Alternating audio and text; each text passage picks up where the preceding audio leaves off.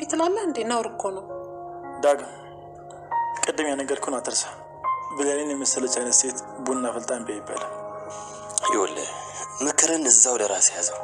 እኔ አንተ ምክር አያስፈልገኝ። ዳግም ምን ሆነሃል?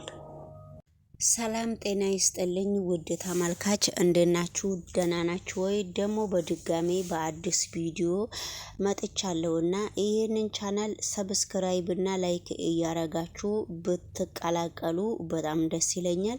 ወደ ሌሎቹ ቪዲዮ አብረን ስንሄድ ደግሞ ቪዲዮ እንግዲህ በጣም የሚያሳዝንና አንዳንድ ጊዜ እሳይ ምንድነው እንደዚህ አይነት ጉድ የሚያሰኘው ነገር እንግዲህ እያጋጠመን ነውና ድራማው በጣም የሚከብድና በጣም የሚያሳዝን ሁኔታ ላይ አብረው እየደረሱ ነው። ለምን እንደዚህ ይሆናል? እንዴት ነው እንደዚህ የሚሆነው? በሚል ሁኔታ አብረን እንከታተላለንና እናንተም ይሄንን ቻናል ሰብስክራይብ እና ላይክ እያረጋችሁ የተለያየ ድራማ አመጣለሁ የራሴን በራሴ ስራም እስከመመጣና በራሴ ስራ እስከምደርስ ድረስ ሰብስክራይብ እና ላይክ እያረጋችሁ እንግዲህ እንደተለመደው ወይዘሮ ቃልዬ እቃዋን ሰብስባ ልክ ወደ ምትሄጅበት ሂጂልኝ ብላ ወይዘሮ ሰላምና እንዳባረረቻትና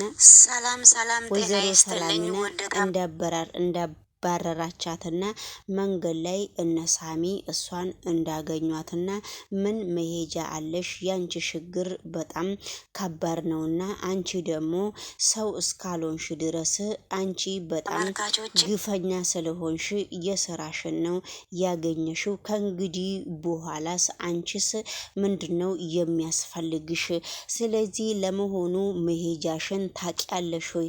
ችግርሽ ምንድነው? በመጀመሪያ ደረጃ አንቺ ትልቅ ሰው ነሽ። ለንብረት ብለሽ ለምንድነው የዋሸሽው? መቼም አንቺ የራስሽን ህይወት ብቻ ነው እንጂ የሰው ህይወት እያበላሸሽ ስለሆነ ጥሩ ነገርም ላያጋጥምሽ ይችላልና ለመሆኑ አንቺ መሄጃ አለሽ ወይ? ወዴት ነውስ የምትሄጂው?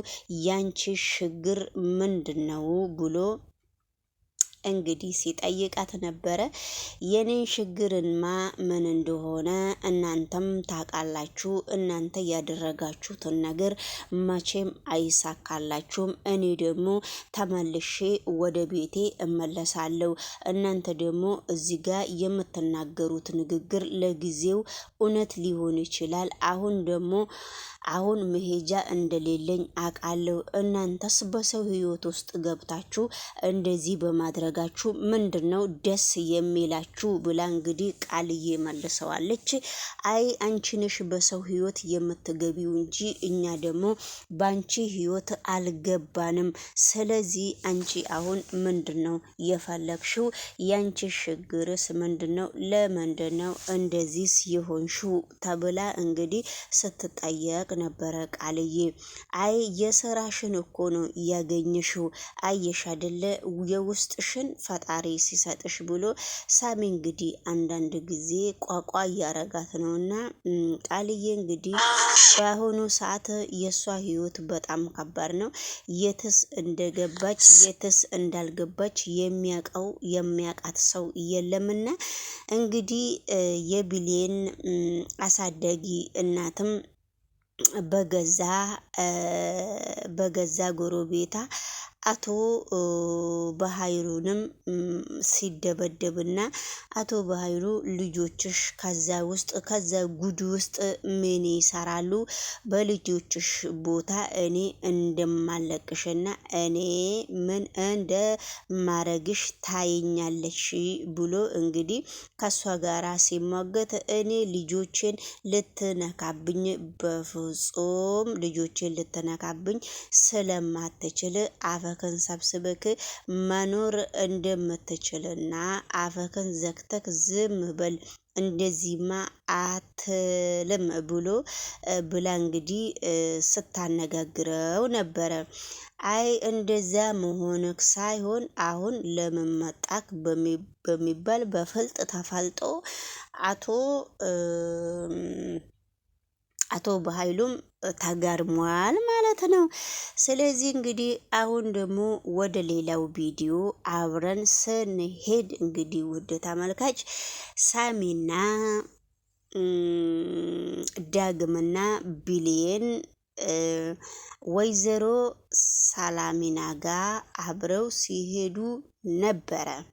ወይዘሮ ሰላሚና ጋር ሲሄዱ ቡና ተፈልቶላቸው ምን ተባብለው እንግዲህ አብረው ከነሳሚ ጋራና ከነ ቢሊየን ጋራ አብረው ሲሄዱ ነበረ። አብረው ከሄዱ በኋላ ለሳሚ ቡና ተቀርቶ ቢሊየን ስትሰጥ ነበረ።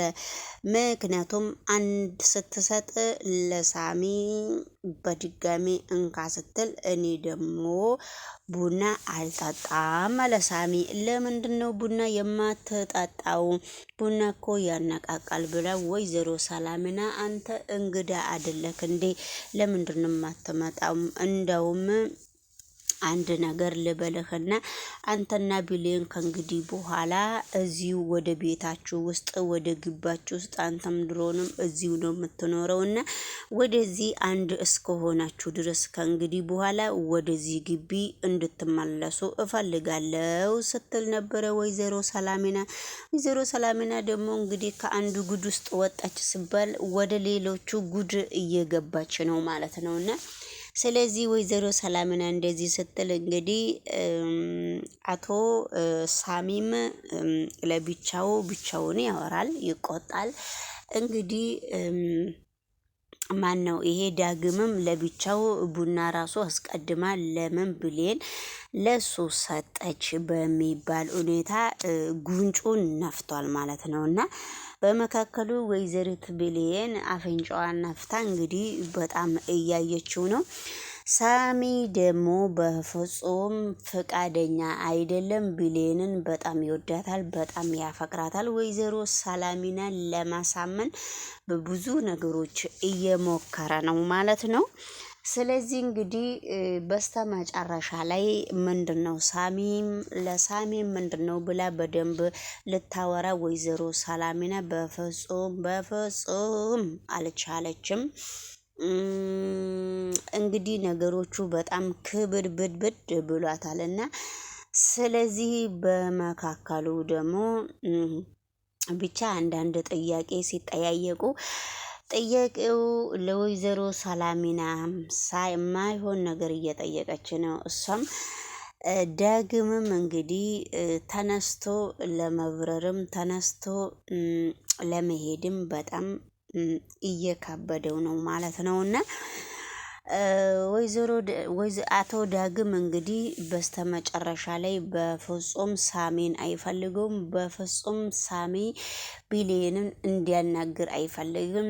እሱ ደግሞ ከቢሊየን በጣም ብዙ ውለታ አለኝ በሚባል ነው ያደረገላት።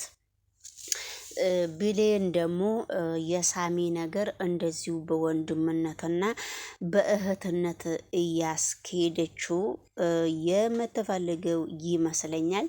ሳሚ ደግሞ በሌላ መንገድ ነው ቢሊየንን እያያት ያለው። እሱ ነገር ደግሞ እንደማይሆንና እንደሚሆን አብሮ እያየን ነውና ስለዚህ እንግዲህ ወይ አቶ ዳግም በቅናት ብን ብሏል። ስለዚህ እንግዲህ ይሄ ትልቁ ቅናት ደግሞ ከየት ነው የመጣው ተብሎ እንግዲህ አብረን እንከታተላለን። እናንተም ይሄንን ቻናል ሰብስክራይብ እያደረጋችሁ እኔን ብታበረታቱኝ ብዙ ነገሮች አብረን እናሳልፋለን ብዬ አስባለሁ። ሰብስክራይብ ካላረጋችሁኝም ምንም አይመስለኝም። እኔ ቪዲዮን መልቀቅና ቪዲዮን መስራት በፍጡም አላቆምም ማለት ነውና ፈጣሪ እስካለው ድረስ እለፈልፋለሁ። ፈጣሪ በቃሽ ስለኝ ደግሞ እኔ ተዋለሁ። ግን ዩቲዩብ ማናጀር ከምንም በላይ ሼር ጎዲ ላይክ ጎዲ ይላለው። ስለዚህ እንግዲህ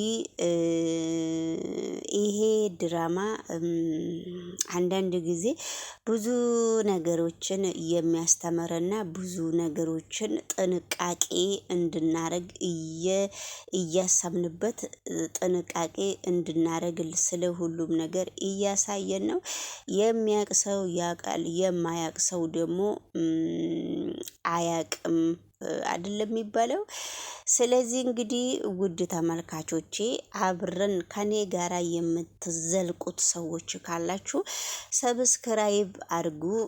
ከኔ ጋራ የማትዘልቁ ሰዎች ካላችሁ ደግሞ እዛው ቻናሌን አትነካኩት። ቻናሌ ተነካክቶ በጣም ታበላሽቷል ማለት ነው። ዝም ብሎ የሰው ልጅ ሰብስክራይብ ሲያረግ ለቻናል ጥሩ አይደለም። መታችሁ ላይክ ካላረጋችሁ እንዳትነካኩት ማለት ፈልጌ ነው። ተለክፏል። አንዴ ከተለከፈ መመለሻው በጣም ከባድ እስከሆነ ድረስ እንግዲህ ለእናንተ አንዳንድ ጊዜ ዞር ዞር እያልኩ አደራ የምላችሁ ይሄ ነው። ላይክ ካደረጋችሁ በደንብ ዱቁስ አድርጉት። ላይክ ካላረጋችሁ ደግሞ እንድትነካኩት በፍጹም አልፈልግም እያልኳችሁ እንግዲህ ወደ እናንተ እየመጣውላችሁ ነው። እናንተም እኔም አረሳችሁም እናንተም እንዳትረሱኝ እያልኳችሁ ነው። እንግዲህ አትርሳኝ ፍቅሬ አትርሳኝ፣ መውደድ ባታነሳኝ ፍቅር ባታለብሰኝ፣ አትርሳኝ ፍቅሬ አትርሳኝ የሚባል አባባል አለና ስለዚህ እንግዲህ ጉሮሯችን ላይ ባትቆሙና ከመንገድ ላይ ዞር ዞር ብትሉ የማትፈልጉት ሰብስክራይባችሁን አንስታችሁ ላሽ ብትሉ ነፍሶችዬ፣ ወዳጆችዬ በጣም ደስ ይለኛል። ስለዚህ ቻናል በጣም ካንቱ ስለሆነ ነው በአሁኑ ሰዓት ለንግግሬ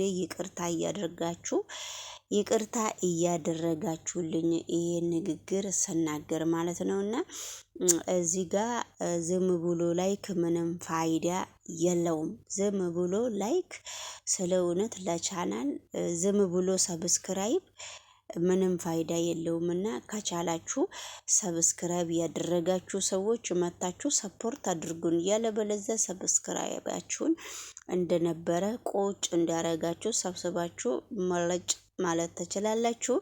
እንግዲህ እኔ አንዳንድ ነገር ስላችሁ ደግሞ እንዳይከፋችሁ። በነገራችን ላይ የምታዳምጡ ሰዎችም ያላችሁ አይመስለኝም። እንግዲህ ምንም ማድረግ አልችልም። እኔ በራሴ በኩል አይለቪው ምኑን ነው ያስገባሁት እዚህ ጋር በጣም የሚገርም ነው። እና ምሳሌ ድራማ በጣም የሚገርምና በጣም አንዳንድ ጊዜ ደስ የሚል ነገር ነው የሚያሳየው። አንዳንድ ጊዜ ብቻ ድብልቅልቅልቅ ያረጉታል እንጂ የጨዋታ ቤት ያረጉታል። እንግዲህ የትልቅ ሰው ቤት አድርጉና እኛም እንከታተላችኋለን። እንወዳችኋለሁ ውድ ተመልካች፣ ሁላችሁንም አመሰግናለሁ። ላይክ እና ሰብስክራይብ እያረጋችሁ ስለዚህ አበረታቱን ማለት ነውና እንወዳችኋለን፣ እናከብራችኋለን። ሁላችሁም ባላችሁበት ቦታ የእግዚአብሔር ሰላምታ እንዲበዛላችሁ